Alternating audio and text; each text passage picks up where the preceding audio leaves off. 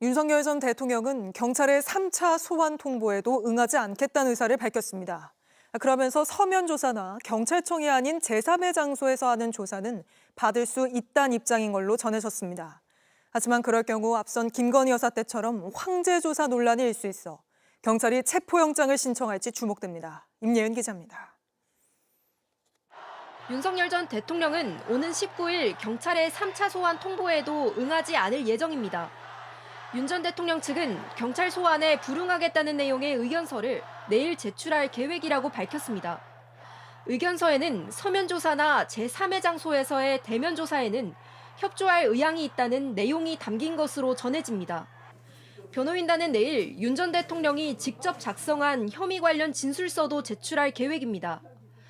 경찰은 앞서 지난 5일과 12일 두 차례에 걸쳐 윤 전 대통령에게 출석을 요구했지만 비슷한 이유로 끝내 모습을 드러내지 않았습니다. 윤 전 대통령은 수사기관의 체포영장 집행을 저지한 혐의와 계엄 직후 비화폰 서버 삭제를 지시한 혐의 등을 받습니다. 이런 가운데 경찰은 최근 윤 전 대통령이 박종준 전 경호처장과 김성훈 전 경호처 차장에게 수사기관의 관저 진입을 막으라 지시한 정황을 확인했습니다. 지시가 내려진 시점은 지난해 12월 3일로 계엄이 선포된 직후였습니다. 당시 윤 전 대통령은 김 차장에게 TV를 받느냐고 묻더니 계엄이 선포됐으니 경호와 경비를 강화하라는 취지의 지시를 내린 것으로 전해졌습니다. 비슷한 지시는 경호처 최고 책임자인 박 전 처장에게도 내려졌습니다. 이후 경호처는 긴급 회의를 열고 경호와 경비 등급을 상향 조정한 것으로 알려졌습니다.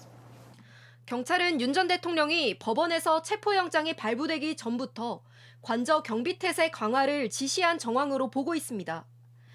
윤 전 대통령이 사실상 최후 통첩인 3차 소환 통보에도 불응하는 만큼 경찰은 윤 전 대통령에 대한 신병 확보 여부를 검토할 것으로 보입니다. JTBC 임예은입니다.